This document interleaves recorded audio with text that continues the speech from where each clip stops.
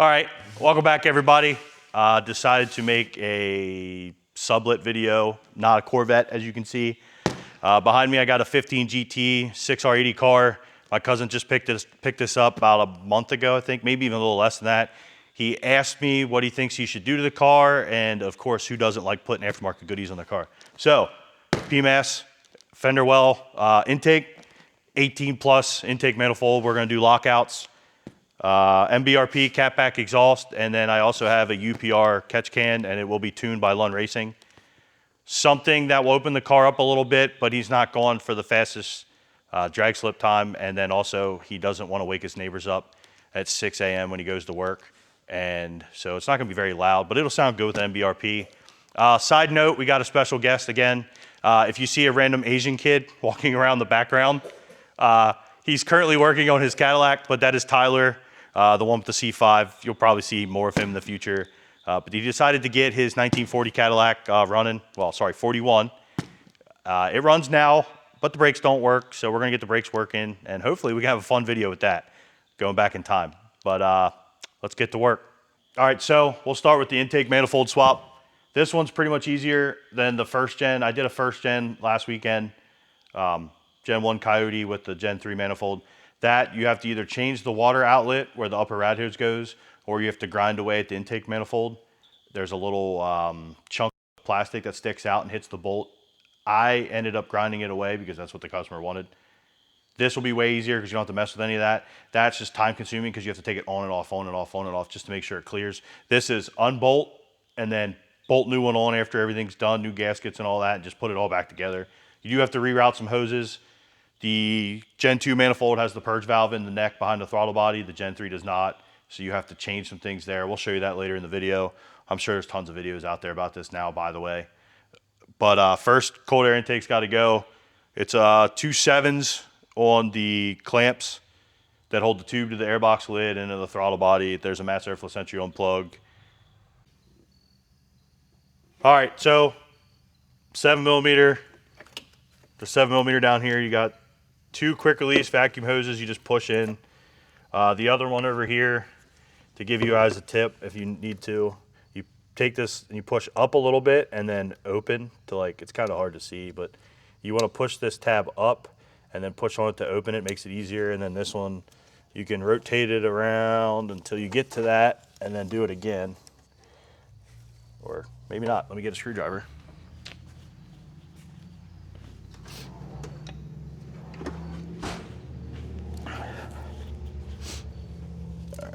This is easier.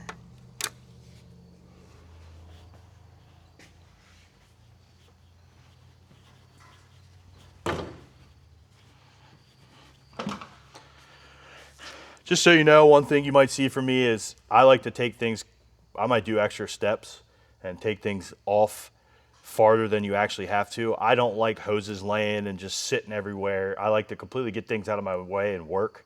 I don't like trying to hold things and maneuver things. And so if you see a couple extra steps that I might do that someone else might not do, it's just the way I do things. The Super Sound sucker hose. Just a regular squeeze clamp that comes off. Now this I'll leave here because I have to mess with that later.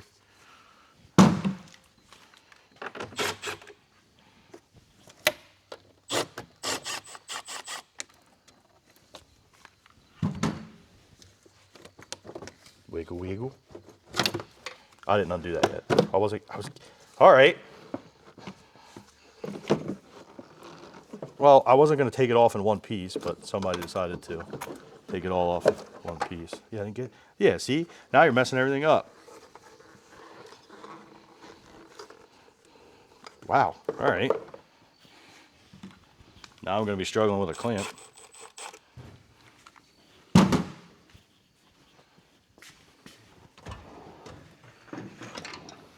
Who's working on the car here, me or you? Well, why are you making the intake into 100 pieces when you can take it off in one big piece? I know, but it's just easier that way.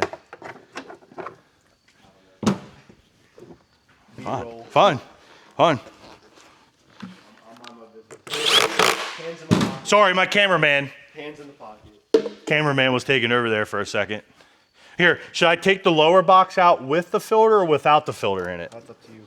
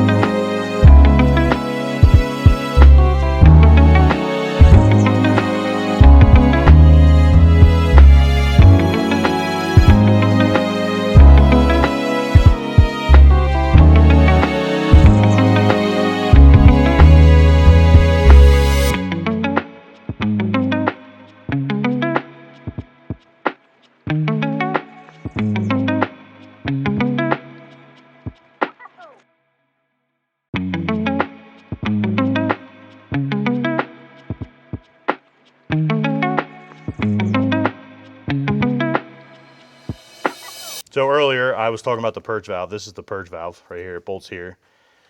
2 bolts, and then it's just a nipple that slides down with an O-ring, and then you have the secondary hose that you can take off here. That goes back to the tank. The Gen 3 Coyote manifold does not have that, so that is one of the things we will slightly modify. As soon as we get the new manifold on, I'll show you what I mean. But just 2/8. And you just give her the old wazzle dazzle here. And take the hose off. Save that outlet for later. Get this hose out of my way.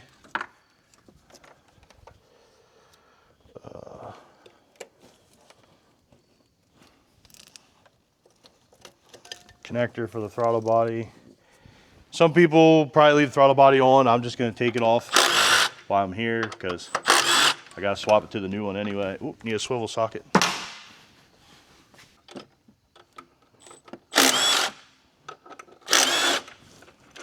going to have to clean that up. That's dirty. All right, next we'll do the fuel rails. So move these hoses out of your way. There's some foam here. Get the foam out of the way. These are labeled. As soon as I can get this one out of here without ripping it in half.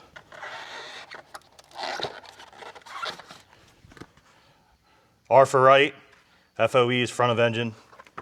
Same thing, left, front of engine. Those plastic brackets I took off a couple minutes ago, they're labeled left and right too. For anybody that doesn't know, left and right is not facing the engine. Left and right is when you are sitting in the driver's seat. So right is passenger, left is driver. It's not vice versa. Some people get that messed up because they think when you're looking at it, oh, it's the left side. No, technically, the way it's supposed to be, that's the right side.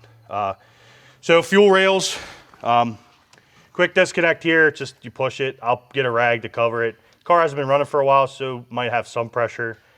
Then it's obviously 8 connectors on the injectors.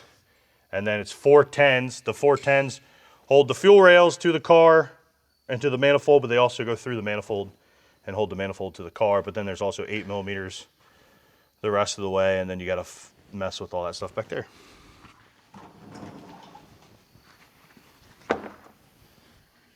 So 10 millimeters.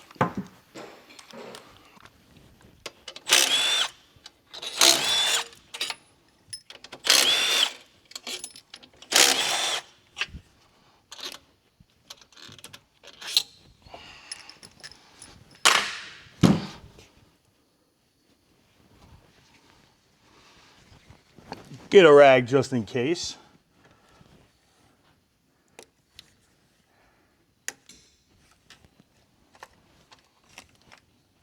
I hate these type of clips. Oh no, I was thinking it was the different kind.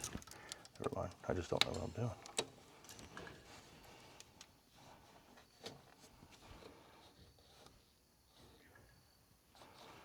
Fuel line's off. Oh, that one twists. That one's nice. The Gen 1 I did the other day didn't have that style. So this was a little bit of a pain in the butt.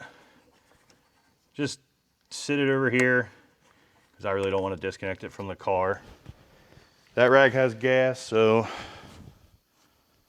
we'll get a new one. So that way it's just, if anything drips, just be careful, keep it clean for the person. And then these, you got 8 clip connectors. Pop them out of your way.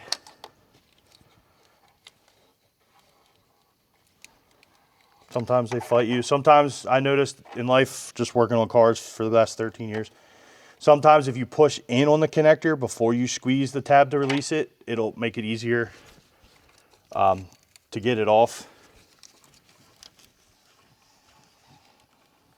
For some reason, these don't have locks on them. I don't know if someone was in here before and took them off, but usually injectors have a lock on it. As you can see, these coils do. They have a red lock tab. You got to lift that up and then push on it. These don't have that, so I don't know if someone took them out or if these don't have this and Gen 1 and the other ones do. I don't know. It's new. Usually I thought all of them had it. Usually in my experience. Then you just got to get them the old wiggle. A little tension as you're wiggling up. Sometimes you got to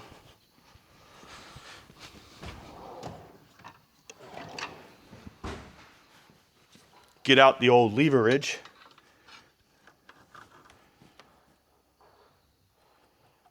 They're coming. Just give her the old wiggle. Slow and steady. This isn't a race.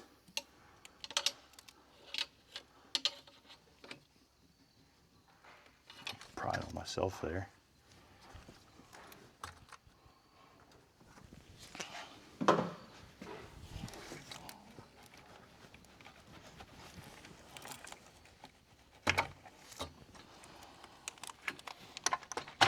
There we go. And then obviously you just got to fight these coolant lines, which isn't really bad. They kind of just move out of the way.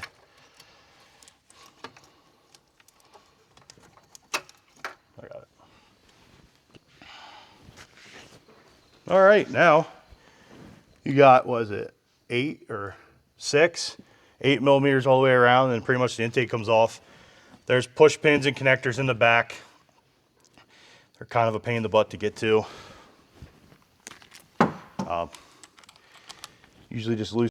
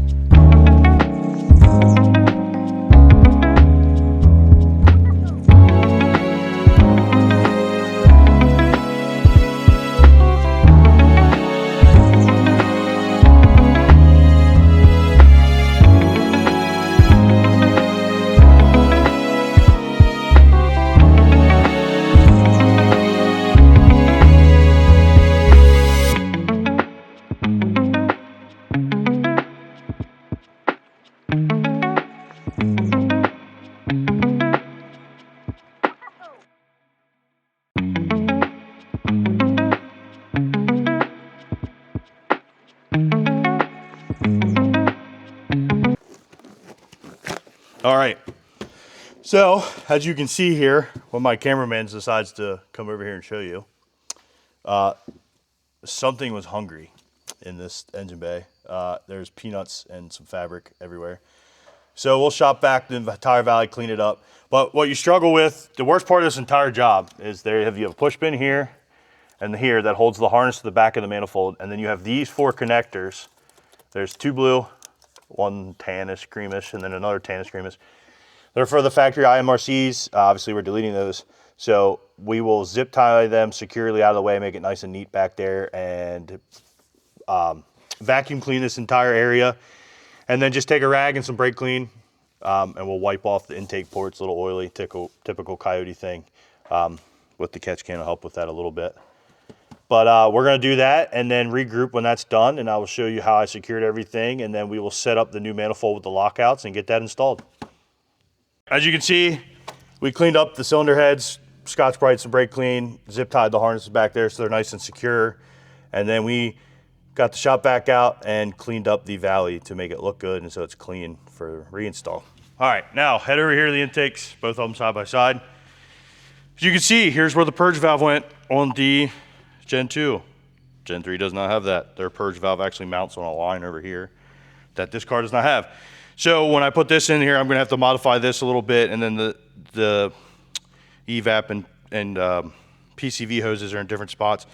This is a port here. This will not be used, so this will be capped off. Then there's a vacuum port back here for the IMRC stuff. We'll flip it around now, as you can see. Pretty much this is similar, just slightly designed differently, but we're getting rid of this. We'll lock this manifold out with, oh, up here. Sorry, too many parts around. We have lockout plates, so I'll take the IMRC stuff off, lock them out. So these will have 2 little snap rings you got to take off for the shafts that actually go in to activate the runners. And then it's 3 Torx. And then a vacuum supply hose there. I find it easier to get this line off with it's like a little trim tool from Harbor Freight, push pin tool. You can kind of get it started and get under the hose, wiggle off. Obviously this one's brand new, so this one's got that off. Snap rings. If I can find the pliers. I fault these the first one I did. They're a little tiny, they're tricky. Honestly, my snap ring pliers might not be small enough.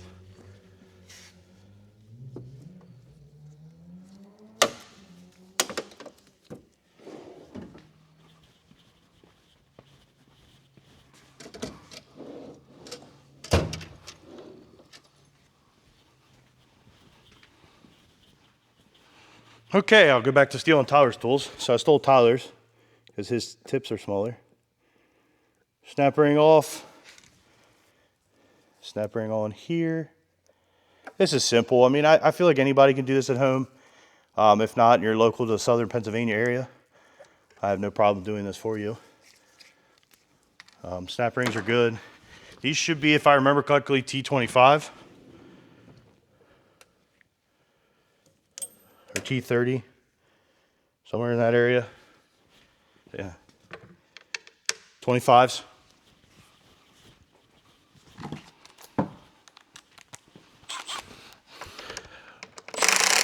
Put these screws aside because you will be using some of these screws later.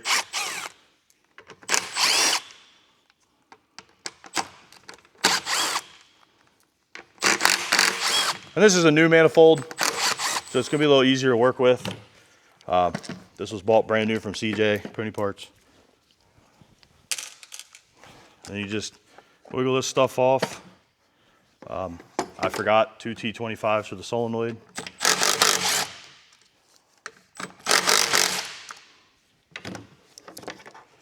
And then you take this stuff where it belongs. Right in the trash can. So an easy way to tell if you're worried about, because obviously these move, an easy way to tell is you can take the manifold and you can literally see the valves in there.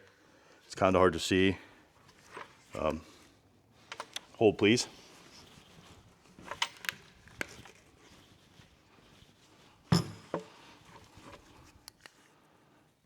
So you can see the valves open and close inside there. Obviously you want them open. So you put it in the open position on both sides. So they're both already open. And then you got to play puzzle pieces with these plates to see which goes where. Look at that.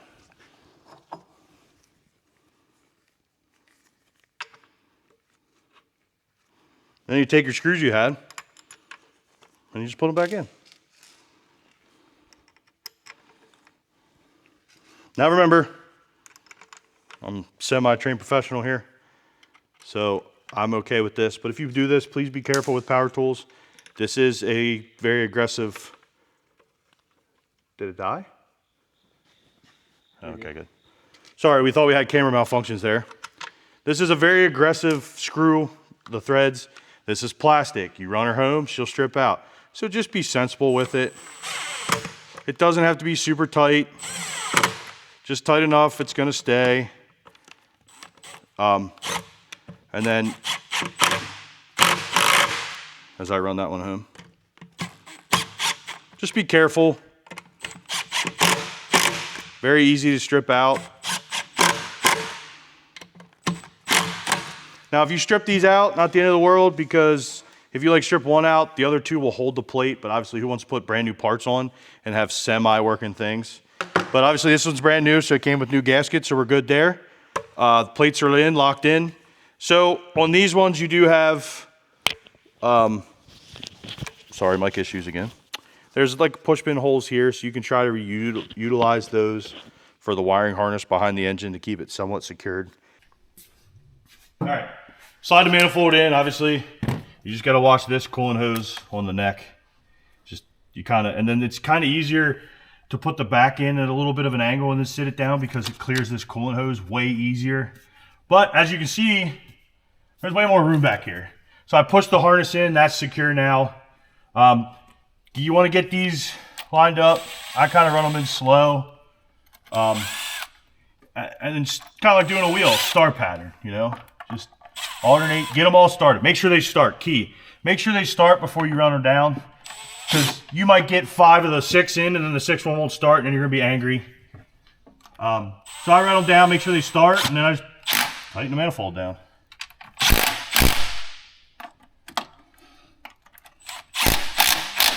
Now, and it's also plastic, so you wanna alternate so you don't crack it. Now, you guys can torque these if you want. And if you're first time at this kind of work, I recommend torquing them. It's just gonna keep your manifold safe and you're good, but I just know. I've been doing this too long that I know where it's too tight, what's not tight enough and everything. It's snug, it's down there, it's tight, it's not gonna leak. It'll be fine, no fuel trim, weird vacuum leaks and stuff. All right, I mean, it's pretty straightforward, honestly. And then the fuel rails, you wanna take a rag. Fuel rail from grain in here. And I don't know how well you can see this, but these get dirty with gummy, just dirt over the time. Wipe them off, keep them clean. Just cleanliness.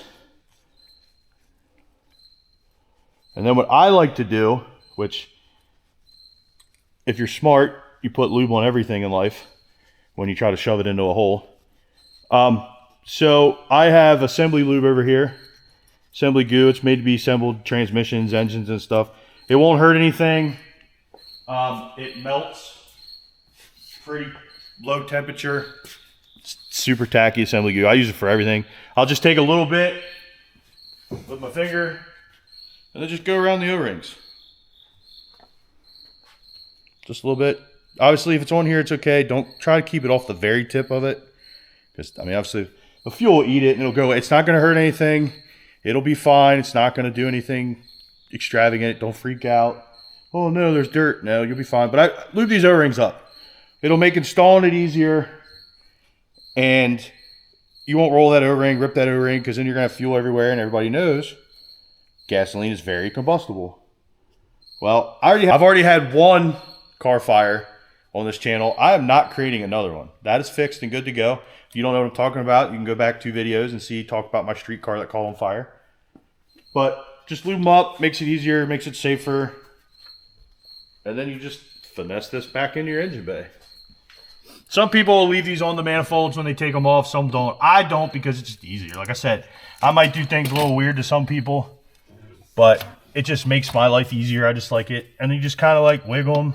You'll feel them, they kind of like, they don't really click into place, but they do. You kind of just feel it. You'll know they're in place. And then you get your 4 bolts and you put them in. Now these, you don't, I mean, you can alternate these, but you don't have to. Once you tighten down the 6, and then you can just tighten these down. Now I'll crisscross them just because it's who I am. But that's just what I do, how I do it. And then obviously, plug in your injectors. So fun fact I learned from my cameraman. Apparently Gen 2s don't have locking tabs. I just know from work and previous experience and other stuff that usually fuel injectors, coil connectors have red locking tabs on them. Apparently these ones don't, which is actually kind of nice because sometimes on older cars and that have some mileage on them, those connectors can be really funky to mess with, which is really annoying, by the way. Make sure they're plugged in nice and tight, because if not, you're going to have a misfire and you're going to be really mad. All right, simple. You know, you plug the hose back in. You got to make sure it's released or it won't go back on. Make sure it's on all the way. Lock it down. Make sure it's good. It's good to go. All right, then you can just put the simple stuff back together. The foam for the injectors, obviously. Right is right, left is left, front of engine. Just wiggle them down. I kind of hate these things, to be honest with you guys. Injectors tick and they just keep it quiet for your average car person. Your average daily driver is not gonna hear the injectors as much, because injectors are loud. I just realized something. You gotta transfer those studs. Because this is a new manifold, doesn't have the studs in it. Usually when I do these, they're used. So the studs are already there. Size of this. Oh, they're E-Torques. E-Torques on the very tip.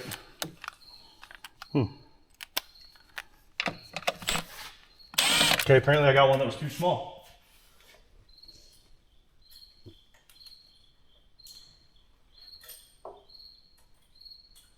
So let's see here. E5. E5 for you guys, so you don't have to walk back to the toolbox every time like I do. Just run them out.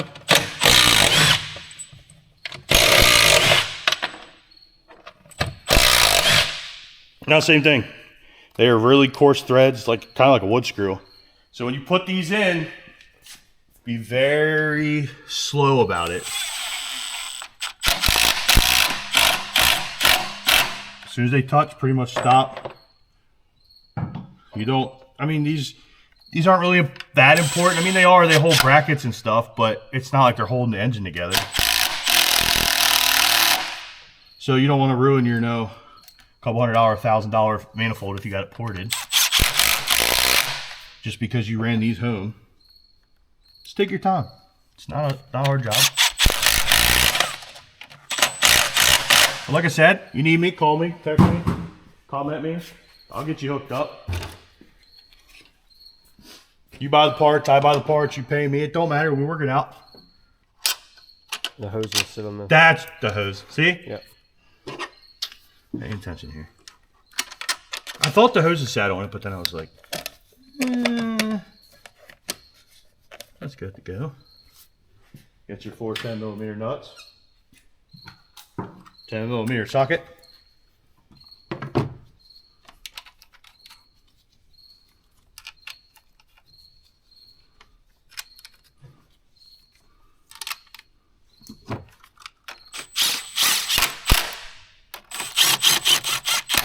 Same thing, these don't need to be super tight. Run them home, a little ugga-dugga. Good to go. Now, that's back together, fuel line's on. Now I guess we'll do this noise hose to get it out of the way. All right, so we got the tube off that goes from the intake to inside the cabin. It's supposed to be for intake noise. I'm gonna tell you what, the 10mm nut that held it on, horrible. Unless you have little hands and a wrench, you can't really get to it. We got it most of the way out with a wrench, and then I was able to get it with a swivel socket and a 10mm. But let me tell you what, the plug that goes in the firewall that came with the PMAS intake, guys, you can make that plug better. That was horrible. It was plastic. I had to modify it a little bit to get it to finally go in. We just fought that for like, I don't know, 45 minutes. It was horrible. I hated it. Cullen was showing me the one on his car. He had slightly different intake. That was like a rubber grommet that you normally see. Like rubber bends a little better. The plastic plug was horrible. I hated it. Almost got to the point where I was getting ready to throw it away and then just wait till tomorrow because it's getting late here. And but I finally got it in. It's fully seated, and then it was horrible. You can't get your hands in there, and you can't push straight. I recommend throwing that grommet away if you're going to do this. Get a rubber one. I think I saw online it was like 1 1/16 or something whole, somewhere around there. Just Google it. I don't know because we finally got it in. But also, I got the throttle body in while we were messing with that. 4 bolts, obviously, just like I took it out, 1 connector, and then vacuum caps. So there's one here, simple and easy to get to. You just cap that off. Gen 2 will not use this port. And then back here, you can kind of see it. Cameraman will get it. That is where the tip of my finger is. There's a nipple that sticks up there. You just put a cap on it. That's the vacuum supply to the IMRCs that is no longer there. So, intake's pretty much done, manifold-wise. We just got to reroute some hoses. Now, my cousin bought the updated vacuum hose for the 18s, which it looks like I got to transfer the end of it to. So there's you got to take the fitting off that goes into the booster itself. It's got one of them stupid clamps on, so long needle nose helps really well. They come right off. Give her the old twisty jobby. Break it loose. Comes right out. And then this one here.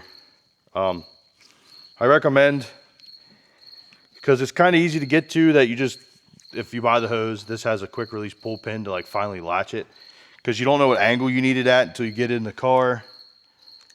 I'll take this label off because I'm anal about things like that. So we can put this on now. Goes there, goes up around. So then this one, what? 2 nuts. Yeah, I know. Well, I guess we'll use that nipple now because he brought that. All right, side note. He bought the newer line, so we'll have to reuse that. So I'll put my tools away. If you don't buy the updated, so this is an 18 plus brake booster supply line. You can modify your factory one, but he got this one. He bought it. It came with this kit. So actually, you will use that port now. So you can take that vacuum cap back off. This is factory, so connect it there. Yeah, you got, oh, I pre-put the nuts on. I messed up, my bad. It's been a long day, and I'm behind in the game. So these nuts obviously go here. It makes it cleaner. I like it now that he bought that. Some people don't, some people do. Personally, that's the way I would go, just because it looks more factory. And then you come back here and you shove this. And since I pretty much have it right, I'll just pull the grenade pin and then shove her in. It's good to go.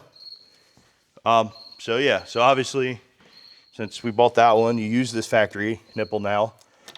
Doesn't that go there? Or no, it goes here. This one goes to the bigger nipple. The littler nipple is for the purge valve that we will have to modify in a little bit. I guess I don't need that anymore, so I'll just clip that shut. Yeah, that looks clean. I like that.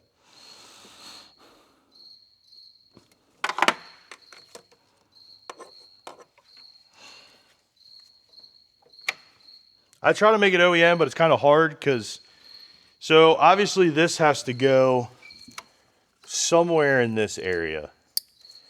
The problem is, so this can go like factory connection type in a way. But since you can't mount it there, you gotta do this and then lock it in. And he kind of just sits it there, and then you have to run a rubber hose from here to this nipple down here and put clamps on it. I don't know if I'll have a rubber hose that'll work. I'm gonna have to search my hose bin. I might have to go buy a hose, but that's pretty much it. Like, this is the only thing, since he bought the updated hose here, brake booster hose, to make it easy. This is the only thing you really have to modify. You can either cut these off. I'll probably just leave it sit here like this. I might even zip tie it to his fuel rail to make it cleaner, just to hold it. And then I'll just run a hose onto here with a clamp or something and then just loop it around and down onto the nipple and the intake. I always thought about this when I did the one last week. I was wondering if maybe if you buy the factory purge valve for an 18, if you could modify it, because I'm pretty sure it runs over here from like this line. So I'm wondering if you could modify this line here to run up to the purge valve and then run it over and down. I don't know. I'd have to mess with it, but I don't do enough of these to know. And then everybody's done it this way, so it works. I mean, you could just put some zip ties to clean it up. But I'm gonna go search my spare hose bin, see if we can find one to work. And if I do, I will regroup in a couple minutes. All right. So perks of having cameraman's cars here. He's brought it up today since it's nice out. You can see his fancy engine bay here. Shameless plug, Instagram. Follow away. He's sad. He keeps losing followers because he won't buy a Whippled F-150. But anyway, besides that, so he has pretty much Gen 3 swap manifold. He got the 13 junky one because he's a yuppie and wanted all the horsepowers.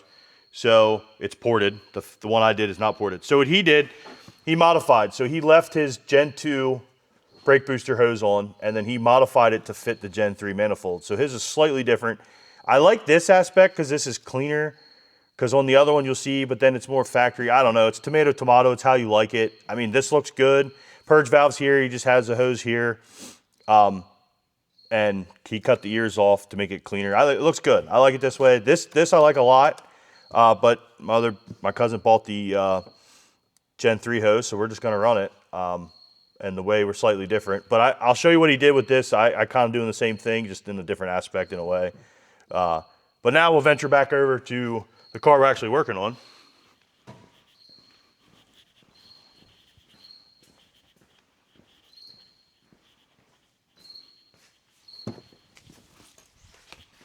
So this is the Gen 2 hose that we took some stuff of. So there's like foam wrapped around here, looks like that. I took it off and I stole a hose.